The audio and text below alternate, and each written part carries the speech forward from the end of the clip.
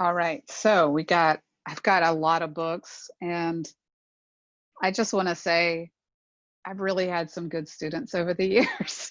Looking through all of this and pulling this all together, I was just kind of blown away. There's some really good books in here, and they're very simple because they're simple single sheet books. But this is so fun to show you guys all this stuff because I usually let everybody just kind of look at them themselves, and I don't look at them over and over again. And just to see this, it was like, wow, there is some really good stuff in here. So I'm excited to show you guys this. So I'm going to show you stuff. There's so much. That's the bad thing is I'm going to have to just flip through them, and you can't spend a lot of time with them, which is unfortunate. But at least you get to see them. And in some senses might be better because you might see things you wouldn't see otherwise because everybody's standing there looking at them together. So I'm going to do them in order of the single sheet books, the way that I taught them or the way that I did them for these videos. I don't know. You can kind of reference them however you need to, but this is the ones that I'm going to show you first are the single sheet 8-page, that simple one. And a lot of people use just hand drawings. And what I like about that is you can look at that lovely paper, how you can see through to the other side through. And I love that. This is so nice.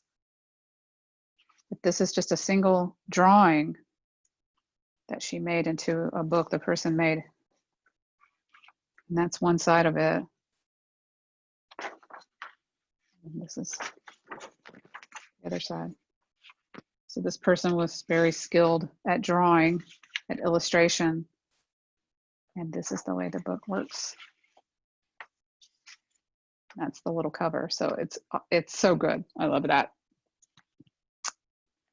Trying to figure out where I can put stuff as I do this. This is another one. This is going to be your assignment is you're going to take a walk. I'm going to talk about that in a separate video. But this is another one that is that single sheet book. And this is one of my favorite things about artist books is that they sort of live as a piece, like a sculptural piece almost, because that's the way I think about them as I come at it and I kind of look at the whole book in that way. And then I do look from page to page, but I don't mind that things don't make sense, that it's not legible or anything like that. It's just books kind of encompass this emotion that you can't even really articulate. And maybe all art does that. But I don't know. I feel like that it has an intimacy to it that other things don't. And it's kind of that silence between two that I enjoy. So this is just done probably with paint and maybe a stencil. This was just straight illustration, that first one. This is another one that's an illustration. Watercolor and ink. But then when you open this up, one large drawing.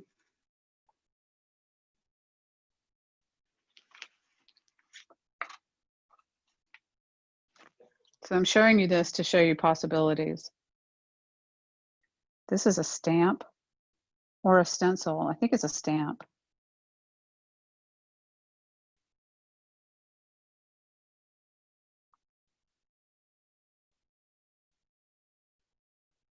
Nice use of design.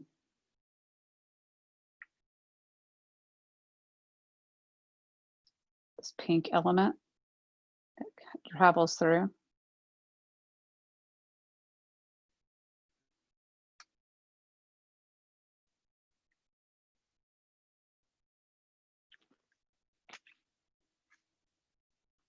So this one has a handmade paper.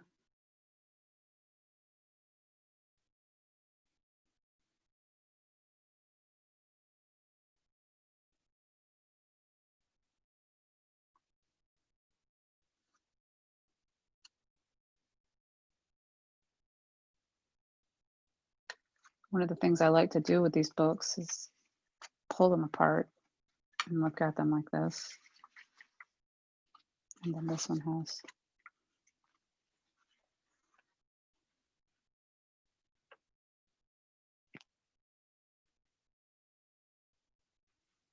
So even though I was talking about how this book has just one side, it really doesn't, because it's an artist book and we can look anywhere we want to look.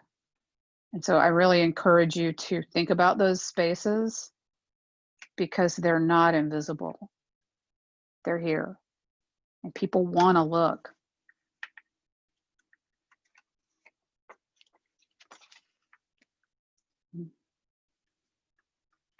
Okay. This one is one that I made, and I just did it as an example of the stamps and the stencils. Watch where you're going.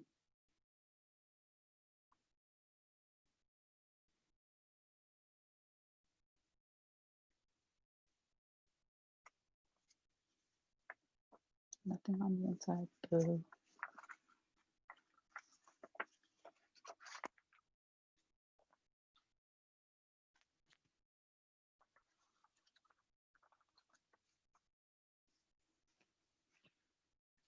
This is just a little baby one.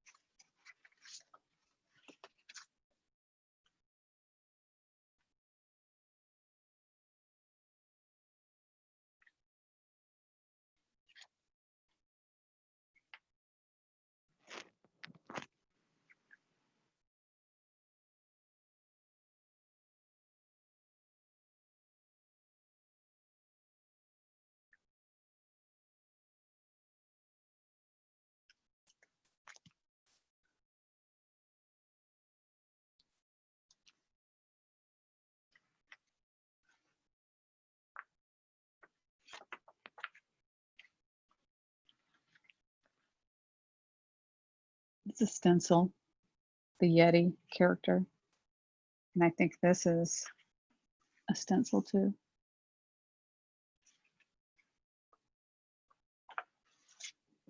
Doesn't have anything on that side, but it's great.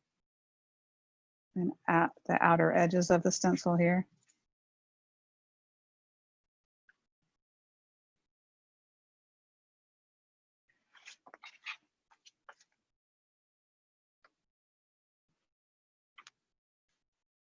This is nice because it's on transparent paper.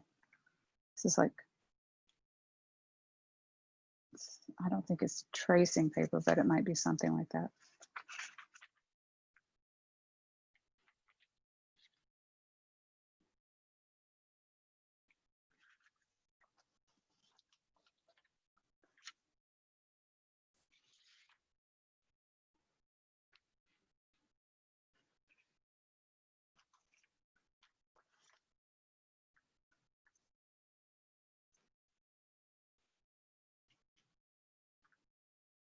This is that 8-page, but it's done vertical.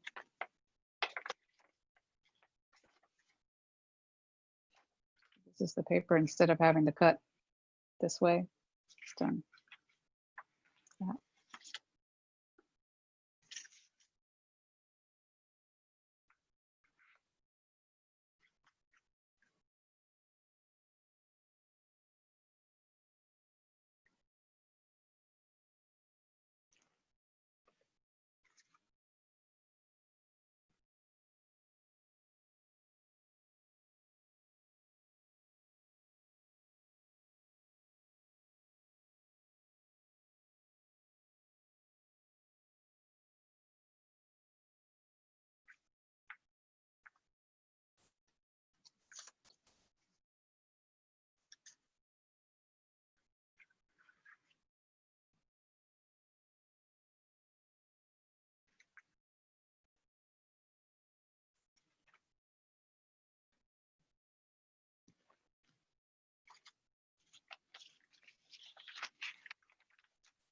This is done on newsprint and paint.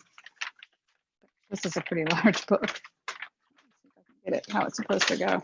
So there's the book. It's kind of been open and closed a bunch of times. It's starting to break.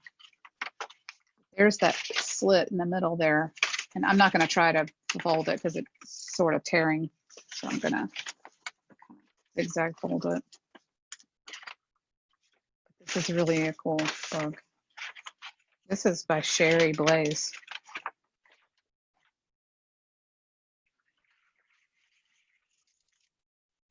She's a printmaker, and you can tell. She used all kinds of stencils and drawing and ink.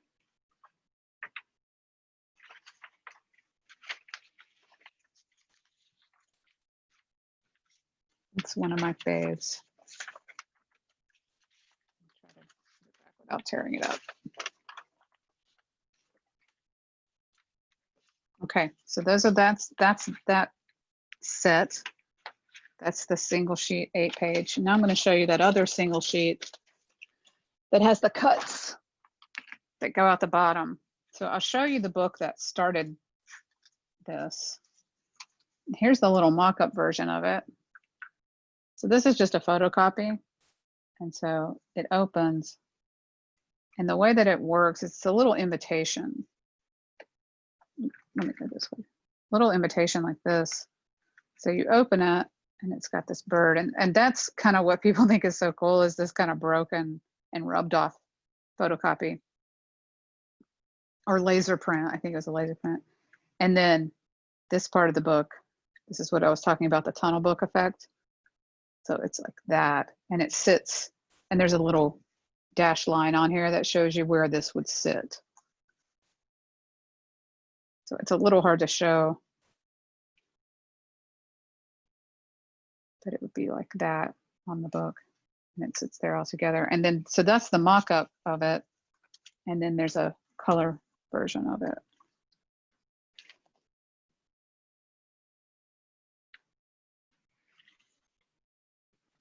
And then this comes up. You can see the tunnel book. So you just start out with a big cutout, cut out a little less, and then, you know, you just want to stagger things so that it looks like this, but then this is how it would sit on the invitation, like that. But you could also do it like this. Set it that way. But you have to think about how you're gonna orient things.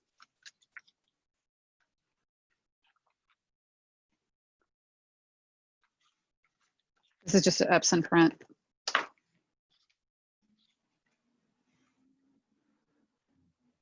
You can see this is a very simple design even, but what complicates it is it gets into a book form. So that's that simple little slit 8-panel, just cut all the way down. And then there's a couple more over here. This is one done in a similar way, but this one's just really a sketch.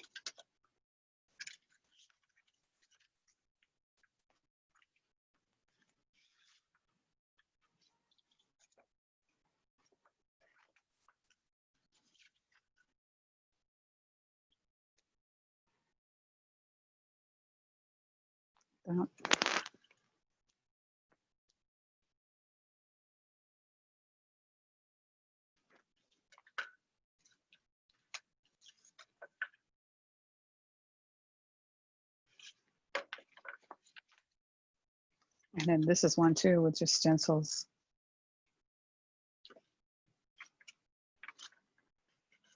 Things getting cut away.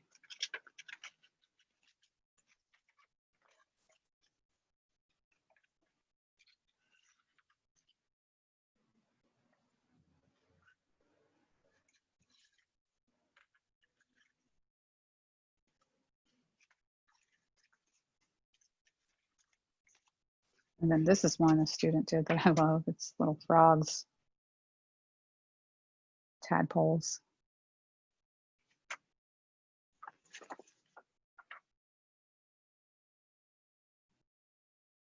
So the way this book sits is like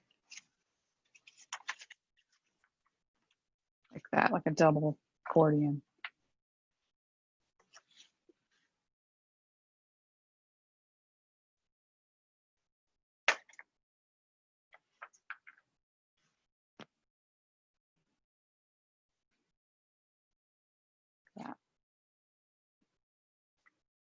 There's just a few elements and drawings and the stencils of those arrows, and then using the stencil to knock out and block, but also to make the image itself, but using it to block. I like that a lot. I think that's a nice, effective use. So there's a bunch of little stencils. And then they're used back here. And I really like that language. You know, it starts, even though it's not words, I start to understand the system that this person's created.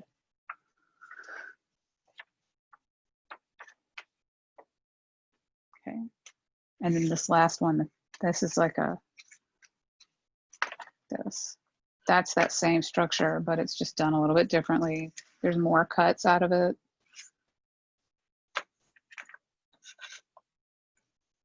Trying to figure out how to show this.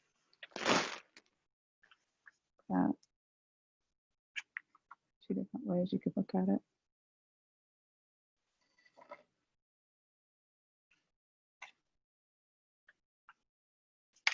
Okay, that's the single sheet. And then I'm going to move on to the Zigzag and the maze books. Let me grab these. Ah, yes. Okay.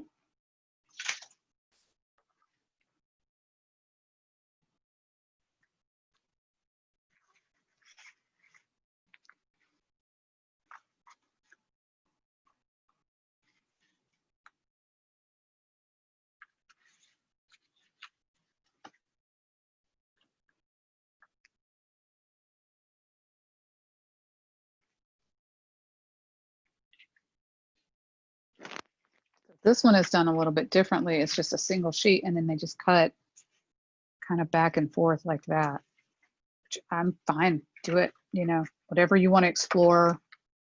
If it's a cool book in the end, I don't care what you did. This is great.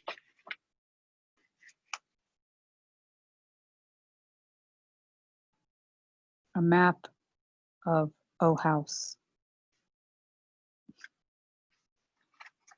But then when this is all folded up, it's still effective.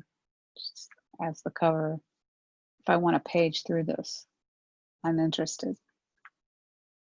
Because there's a visual style that's consistent throughout, the use of the color and that pattern. That's what's cool about that. Even though the structure is not identical to what we did, it's still the same idea. Sometimes people will use old maps as their background, as their pages. So this is that spiral map, I think. Yeah.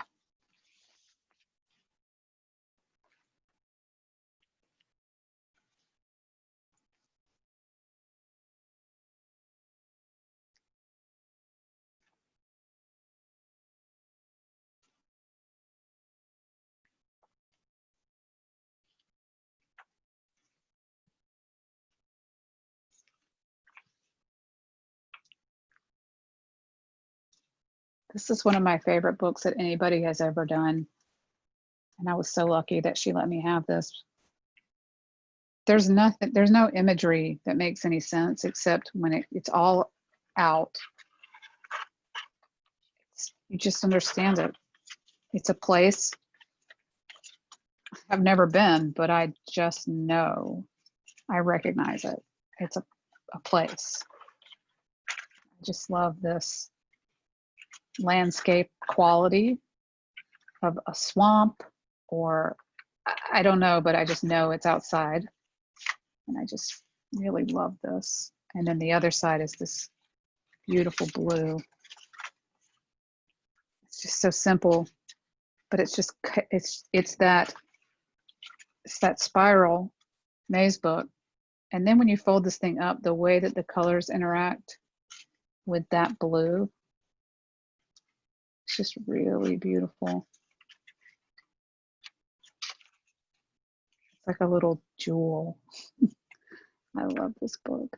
I think about it all the time. I think about this book when I'm not looking at it. It's great.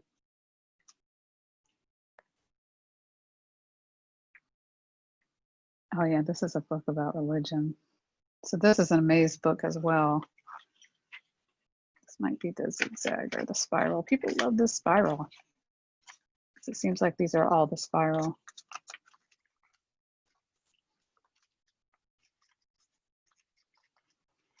This is really beautiful. It's the color palette. That's really interesting, I think. The use of typography just creates this environment that I understand and I want to experience, and that's what I want. That's what I want out of a book. If it does that, it's already doing a lot.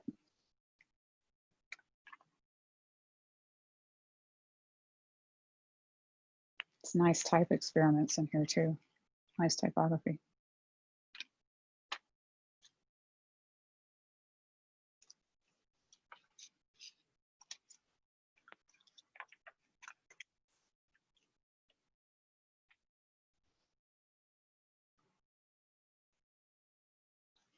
So I think this one uses stamp, or maybe they printed this Epson.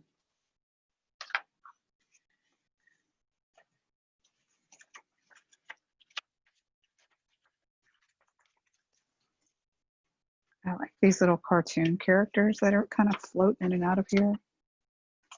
I don't really know what they are.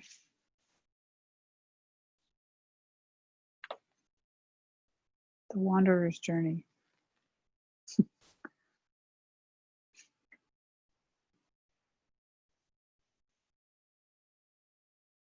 It's highlighted.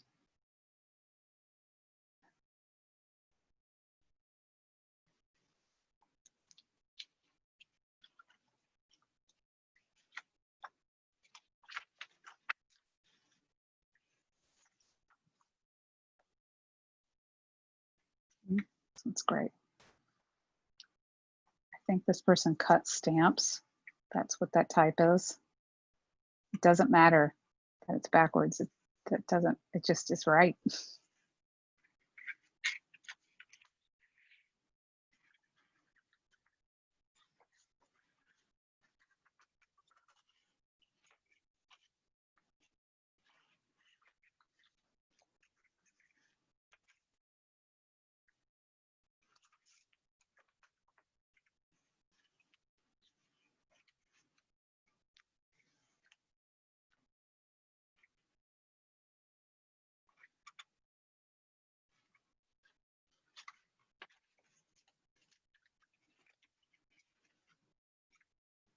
I really like these other stamps that this person used too. It's a nice use of something that like you could get at, you know, Joanne or whatever, but she used like an ombre kind of stamp that had yellow on one side and red on the other. It's a nice design.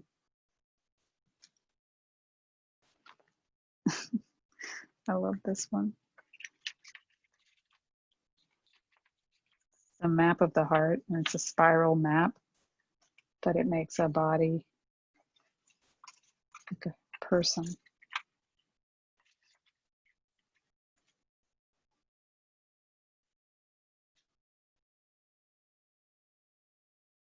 a human figure. Turn it the other way. Kind of talking about relationships.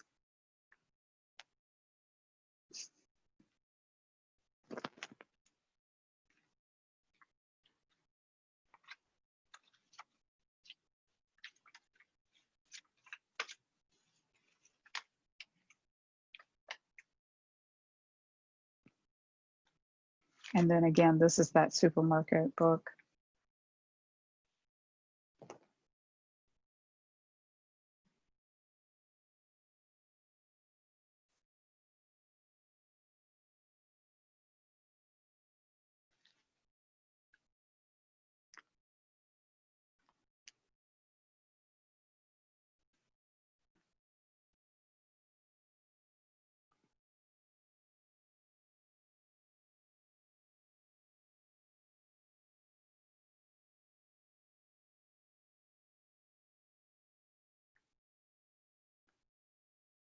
Okay, so those are the maze books.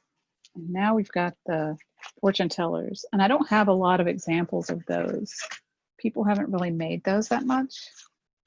This is a book that our little cootie catcher or fortune teller that was made for the coffee residency in 2015. This is Emily Martin's book, or one of her pieces from the book that she made. And this one's been knocked around a bunch of times, but this one has that game in there where you move it like this and you count and you lift to receive. Oh, so close.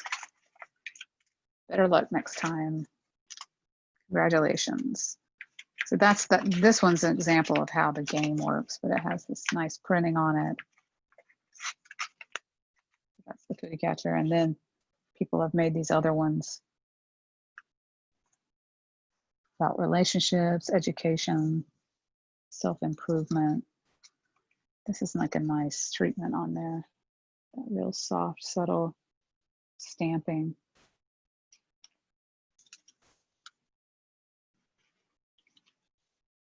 This one is of, I think it's different elements.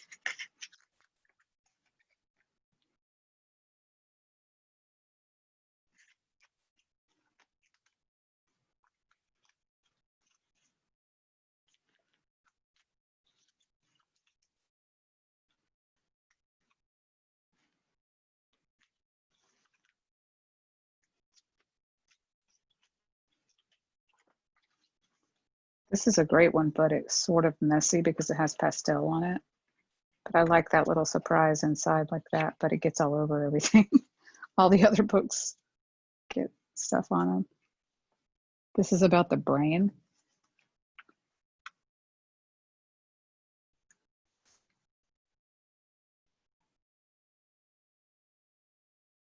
What lobe are you? That's what it says.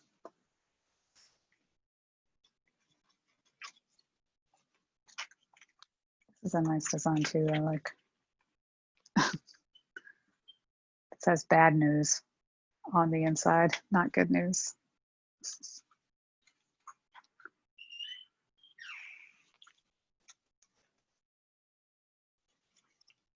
But I like the piece and I like that black line around everything. I think that's cool.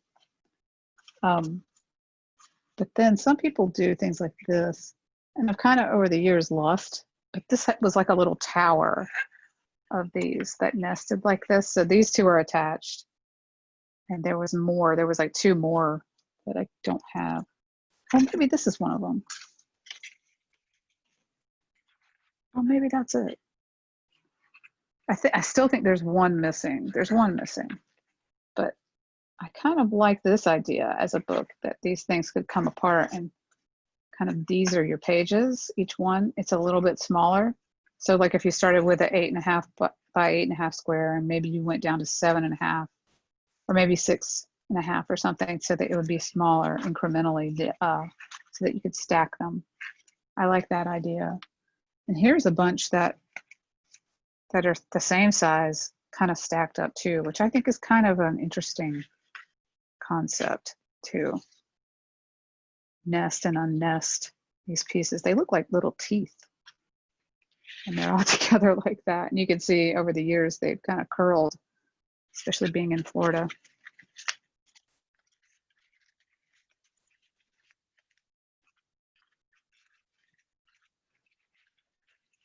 Like a cardstock weight, that might work better because this is just text weight paper. A little bit heavier paper will probably hold up.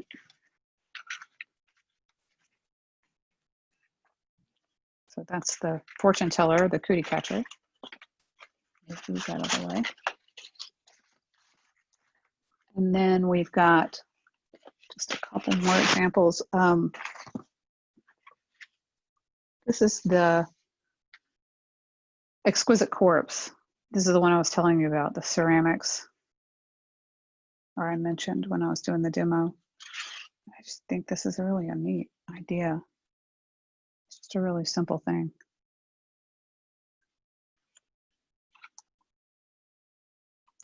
So you can see how that touches in the exact same point. So you can just plan that out, make a little mock-up first, and then make adjustments.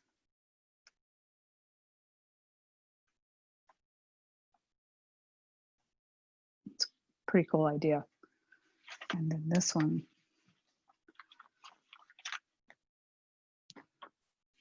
is really simple. These have nice paper. These are like printmaking papers. There's just something really pure and fun about this. I like this little drawings. I just like them. Reminds me of kids' books. And what's cool about this is it can go in either direction with no sewing, no anything. It's just really cool. It's a nice little piece. And then this one is one of my favorites too, because I like these little bones that connect, and they don't actually even physically connect.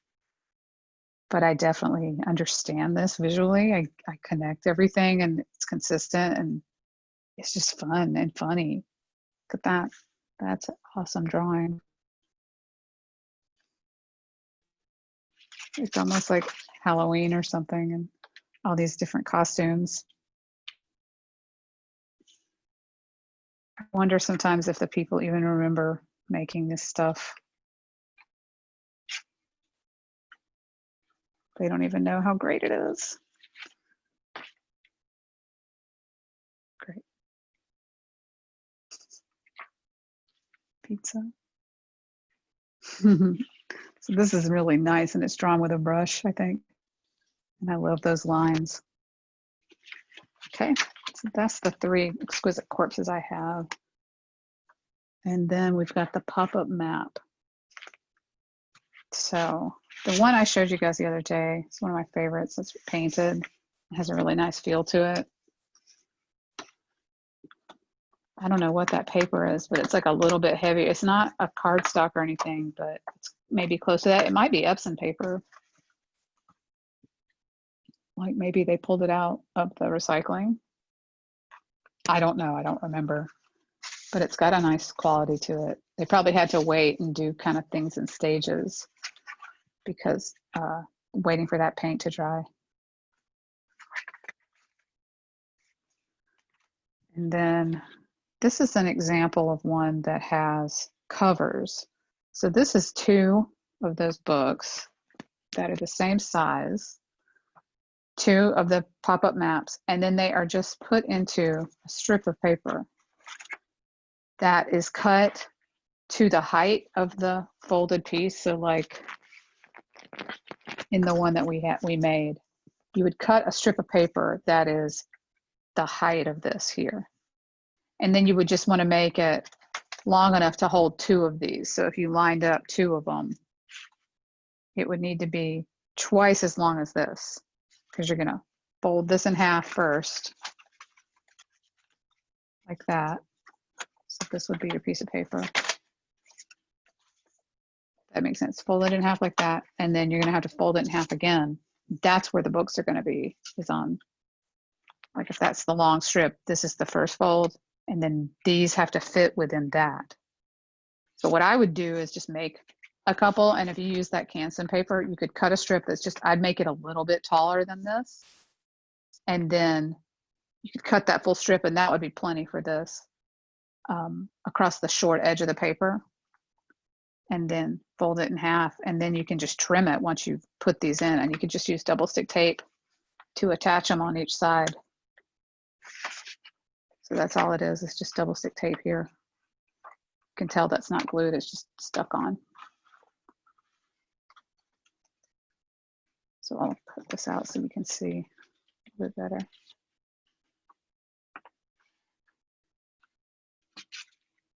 This idea might make more sense later in the semester too, so don't worry about it. But if you're dying to make this, you know, I want you to be able to see and come back and look at this video to see how it's made. It's really, really easy. Just a strip of paper, 4 times the width of this, plus a little more, so that when you fold it, you could just trim this off at the foredge.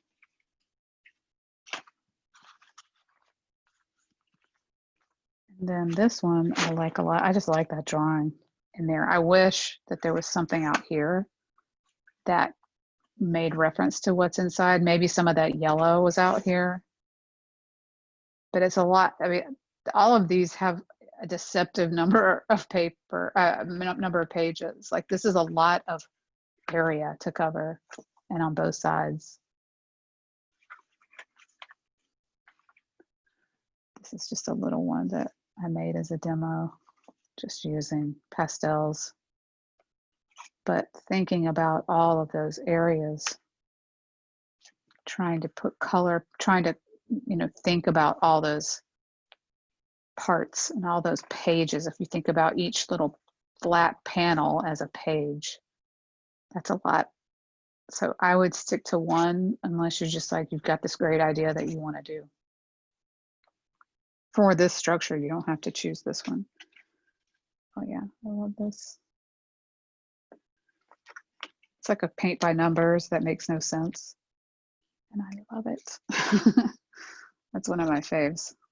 That's such a fun surprise to open to that. And it's really beautiful, the color palette.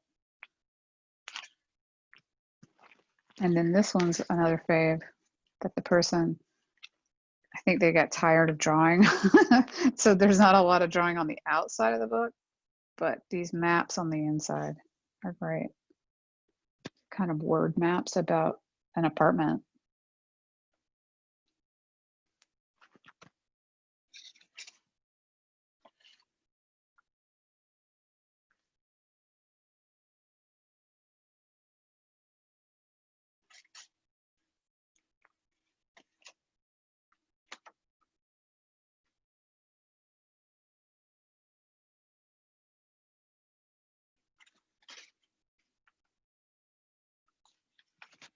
Okay, so that's all the books I have to show.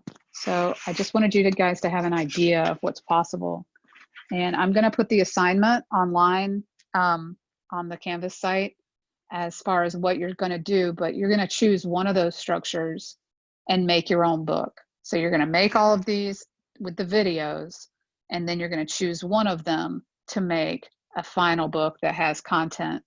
And I will give you guys the assignment. I'll go ahead and tell you here, since you're here. We're going to be using this observation deck for a lot of our ideas, which is a toolkit and a set of cards for writers. So there's all these cards in here that are like prompts for different writing projects and things like that. The first one that we're going to do, the one that I picked for us for this first project, is take a walk. And I know that's very open-ended, and that's sort of what I like to do, and how I like to give assignments is to leave them open-ended. And so you can take that literally, and you can take a walk, and maybe you make a map of that walk, or maybe you think about what take a walk means. It's kind of insulting in a way to say that people use that phrase, take a walk, like hit the bricks, get out of here. So you could take that way and conceptualize in that way. So I'm not concerned so much about how you conceptualize as far as, you know, how you take this and how you decide to think about it. It's up to you. So this is your assignment, is to take a walk. And you're going to apply it to the structure that you make, the one that you choose, and the one book that you make that has content. All right. Okay. See you guys later. Bye.